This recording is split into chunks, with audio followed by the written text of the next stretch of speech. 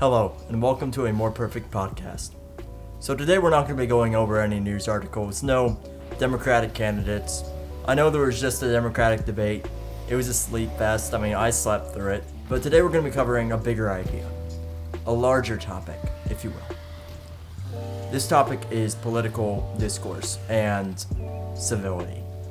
Recently, I talked to my friends about politics and things that are going on in the government, and suddenly one of my friends, she just goes off on me, and she's just like, all you Trumpies are closed to reality. You might as well be blindfolded. You're deaf. I'm paraphrasing what she said, but she said all these things, and she was just messages upon messages, and this got me thinking, what the hell? And so I decided that I would look into it. I would go to my computer and I would, find a bunch of articles, find a bunch of research and do it, and then make an episode on it for you guys. And about political civility, which I think is something we can all relate to, even if we're not into politics. So she was just going after me, and I looked into political civility. And it really goes back to the foundings of our nation. Our nation wasn't founded completely on conversation. It was founded on a whole war. You might have heard of it. It's called the Revolutionary War. That's about as far from civility as you can get, killing people. But after that, of course, America reigned supreme. Then we had the Civil War. And I covered that in the last episode too, when I was talking about Elizabeth Warren's policies. Talking about in my point about civil rights. It's these rights that we have that are guaranteed by the Constitution of the United States. These implementation of ideas upon society that is the root of our political discourse. Our political discourse is being threatened right now. It is being under attack every single day, second, minute. It's craziness. So the Constitution is founded on this book. At least a bunch of ideas from it. The book is called Second Treatise of Government. It's by John Locke. You may have heard of it in history class, but what do you know? It's kind of interesting. And basically talks about natural rights and government among men. It's the root of the political discourse. As I said earlier, it's these rights and this implementation of ideas from the government founded by men onto society that it's the root of our conversations about these rights and about these ideas. And so this got me thinking more. And I found this article from this excellent article from NPR, which, you may consider to be a little bit leaning to the Democratic side, the left side, and I do too, but I'll still read it. I think the main problem with, news, as we'll get into later, is that it's slanted one way or another, and it's not all, straightforward facts all the time, because news is stupid nowadays. But anyways, the article from NPR is, in these divided times, is civility under siege? And it says, the constant crossfire on cable news and social media is just amplifying this divisive atmosphere that we have every single time that we talk about politics, every single time that somebody says Trump and everybody's head in the room turns. It's gotten that bad. I've seen it happen. The article says, when people talk about a crisis in civility, they're usually reporting their sense of what civility should be being unshared. So this means a non-universal grounds for what civility is defined as. We don't all have the same definition of that civility, which is so key. As I was thinking about this, it brought me to two questions, which is civility a ruler, like a literal ruler, like 12 inches, to slap the hands of the oppressed, or is civility only a useful decoration to a favorable argument? Meaning, is civility a cudgel? To say, oh, you're not being civil, shut up, to an argument that you don't like?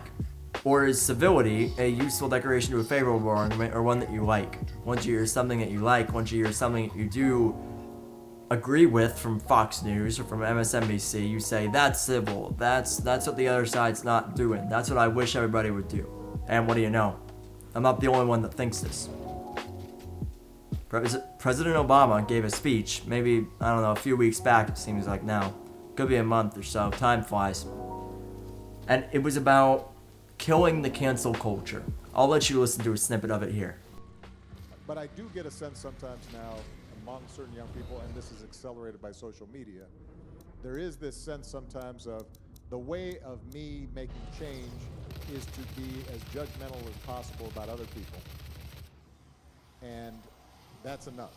Like if I tweet or hashtag about how you didn't do something right or use the wrong verb, or then I can sit back and feel pretty good about myself. Because, man, you see how woke I was? I called you out.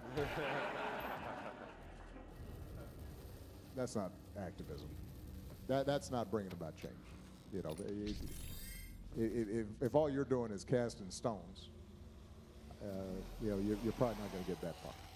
That's easy to do. So Obama rails against this crazy psycho people on Twitter and the crazy psycho people that are putting pink hats on their head and flying baby Trump balloons and, you know, screaming at the Supreme Court, banging on the doors when Kavanaugh was inaugurated and sworn in as a Supreme Court justice. There was another article, and it was titled, "When the Villain is Obama, Not Trump, News Suddenly Becomes Not Worth Reporting."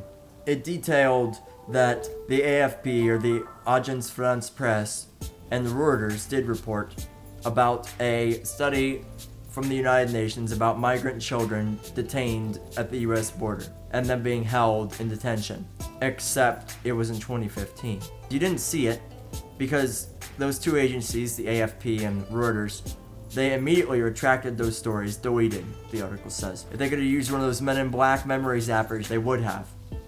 Sheepishly, the two news organizations explained that, you see, the UN data was from 2015, part of the border crackdown that had begun years earlier. In case you didn't know, Trump wasn't president in 2015. You know who was? Obama. That's why they had to withdraw it. Because instead of the evil orange man, it was the nice, compassionate child caging black man. That story made Obama look bad, so they had to remove it.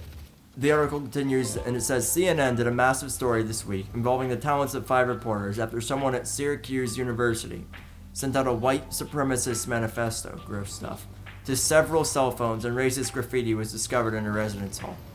Previously, similar outbreaks on campus turned out to be based on hoax.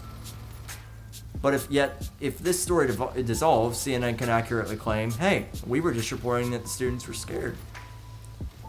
But the impression's what matters, the creator, so to speak.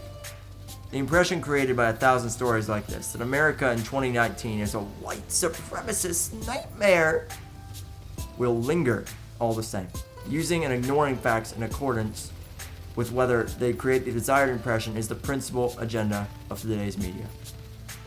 So it's all this bias and all this craziness that's going on in the news. See, this is what we're fighting here. This casual bias, this intentional slippage of facts. News articles are what I see everybody referencing. You know, I had Lauren on here in episode 3. I keep going back to that episode, and we really did cover a lot of ground in that episode because Lauren is as far left as I am right. We both used articles, stats, stuff like that to support our ideas. So what everybody does. But when these ideas are censored, when these ideas are tampered with right out of the gate before they get published, when the op-ed section of the New York Times becomes the news section, that's when we all get in trouble. Because the very ammunition is being tainted. The very supporting facts of the argument, the articles that you quote, that you cite in your annotated bibliography are being tainted. That's why civility is under siege. One side is forced to defend itself against the other side, who has overwhelming amounts of press on their side. There's been no reports on the economy recently. No reports that black unemployment is at an all-time low. No reports on the good stuff, only the bad, because everybody has an agenda nowadays, and it's just sickening. When I try and make an episode about this podcast and about politics and American government, it's hard for me to find facts. You know, part of the reason why it takes so long for me to produce episodes is because I'm trying to find what's really happening. And it's very, very hard because of the stupid slant that everybody gives them. Everybody gives their view on the news instead of the news. It's just itself in its raw form. And of course, I don't blame them. I mean, how else are they supposed to make money? What I'm trying to say is I don't like Fox. I don't like CNN. I don't like them because they both have slant. But if I have to, watch one of them, I'll probably end up switching to the other. Because maybe the slant will balance it out. What you also see is news agencies and publishing companies, they'll just exclude stories altogether, like I just noted at with the economy. Nobody's reporting on that because it's good for Trump. Finally, I like to say that viciousness isn't activism. So in the beginning of this episode, we were talking about, my friend and just going completely ballistic on me. And that's what got me thinking about this civility. I realized that politics can be a conversational tool when used correctly. They always tell you not to talk about politics, and probably for a very, very good reason. But if you have to, it can actually be a very, very good, civil, cordial conversation about a very interesting thing that affects all of us. I mean, I use it myself, go figure. These personal attacks and slander, calling your opponent blind to the truth, calling your opponent stupid and psycho, it doesn't help anything, and it makes compromise, if you're trying to reach a goal, way more difficult. It shuts them down, it shuts their ears to you. I know that you're never going to change somebody's mind, but when I talk about politics, I'm not thinking about the person I'm talking to. I am thinking about the people that listen, the people that are around me, not participating in the conversation, but just absorbing information from each side. It's their minds that are at risk of change, because they're not being confronted about their ideas. They're just absorbing your ideas, so to speak. The more nice you are, the more ideas can get across, and the more mean you are, the more people will just be hardened on their stances. It might just evolve into a yelling match because, hell, that's what you made it. When we talk about politics, when I talk about politics, I try and be as nice as I can about it. Because viciousness is not activism. If you are actively trying to promote a agenda, if you're trying to support a legislation, then why would you make yourself unappealing? It doesn't make logical sense if you're mean and trying to, promote something. Of course, there are instances, and this is the last thing, there are instances where civility changes, where these manners that I'm talking about break down, manners that I'm advocating for break down. So, I covered in the 5th episode Hong Kong, and I'm going to cover it in future episodes too, because there's been a lot of stuff that's happened. But in Hong Kong, the government has not listened. They have done nothing, and had been doing nothing for a long time with the Hong Kong protesters, and they've been peaceful protests after peaceful protests. They hadn't done anything, so eventually they resort to violence because their government is being a deaf idiot. It's this lack of cordiality by the government that caused them to have to resort to violent tactics.